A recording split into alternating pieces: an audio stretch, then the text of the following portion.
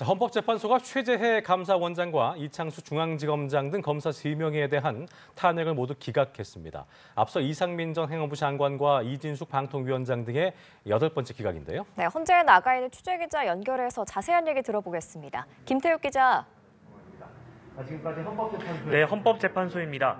헌정사 최초로 진행된 감사원장 탄핵 청구 사건의 결과는 기각이었습니다. 소추 사유는 감사원의 독립성 훼손과 전현희 전 국민권익위원장 등에 대한 표적감사, 국가공무원법 위반 여부와 대통령실 관저 이전 등에 대한 부실감사, 국회에 자료 제출 요구 불응 등이었는데요. 재판관들은 일단 대통령실 관저 이전에 대한 감사가 부실감사라고 보기 어렵다고 판단했습니다. 또 전현희 전 권익위원장 표적감사 의혹은 사퇴를 압박하기 위한 것으로 단정하기 어렵고 수사 요청도 법 위반으로 보기 어렵다고 봤습니다. 이미선, 정정미, 정계선 재판관은 최 원장이 전자문서 시스템을 변경한 행위와 국회 현장 검증 시 회의록 열람 거부, 훈령을 개정해 국무총리에게 공익감사 청구권을 부여한 행위는 헌법과 감사원법 위반이라는 별개의 의견을 냈는데요. 하지만 헌재는 별개의 의견을 낸 재판관을 포함한 전원일치 의견으로 해당 내용들이 법률 위반은 맞지만 감사원장을 파면할 정도로 중대한 헌법과 법률 위배에는 해당하지 않는다며 탄핵 기각을 결정했습니다.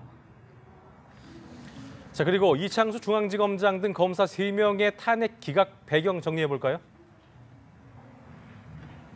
네, 이창수 서울중앙지검장과 조상원 4차장 검사, 최재훈 반부패 2부장 검사의 탄핵 선고도 뒤이어 진행됐는데요. 이들에 대한 탄핵 역시 재판관 8명 전원일치 의견에 따른 기각이었습니다. 소추 사유는 김건희 여사 관련 도이치모터스 주가 조작 사건 수사 또는 지휘 감독에 소홀했는지, 불기소 처분 뒤 기자회견과 보도자료, 국정감사장에서 허위 내용을 알렸는지 등이었는데요. 재판관들은 증거 수집을 위해 적절히 수사 또는 지휘 감독했는지에 대해서는 다소 의문이 있지만 김 여사를 경호처 부속 청사에 조사를 한 것은 부당하게 편의를 제공한 것이 아니라고 봤습니다. 또 기자회견 등에서 실제 사실과 다르다는 것을 명확히 인식하며 발언을 했다고 단정하긴 어렵다며 헌법이나 법률 위반에 해당하진 않는다고 판단했습니다. 오늘 선고로 감사원장과 검사 3명은 즉시 업무에 복귀하게 됐습니다. 앞서 헌재는 이상민 전 행정안전부 장관과 이진숙 방송통신위원장, 이정섭, 안동환 검사 등 탄핵소추 사건 4건에 대해서도 모두 기각 결정을 내린 바 있는데요. 이번 선고로 윤석열 정부 들어 민주당이 주도한 탄핵소추 사건은 8건 모두 기각됐습니다. 네, 김 기자, 윤 대통령 사건 선고 기일이 언제 발표되는지가 최대 관심인데 아직도 윤곽이 나오지 않았다고요? 네, 윤 대통령 탄핵 심판 변론이 종결된 지 오늘로 16일째를 맞았는데요. 재판관 전원이 모습을 드러낸 만큼 오늘은 윤 대통령 사건 선고 기일을 밝히지 않겠냐는 관측도 있었지만 언급은 없었습니다. 헌재는 보통 선고 이틀 전에 양측의 선고 날짜를 통지하는데요.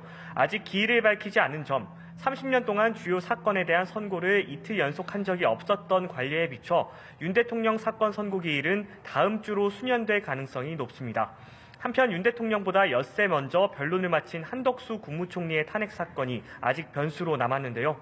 헌재가 먼저 변론을 종결한 사건부터 처리하려는 것으로 해석했을 때 한 총리 사건 먼저 선고하게 된다면 윤 대통령 사건의 선고 기일이 더 늦춰질 가능성도 남아있는 상황입니다. 지금까지 헌법재판소에서 전해드렸습니다.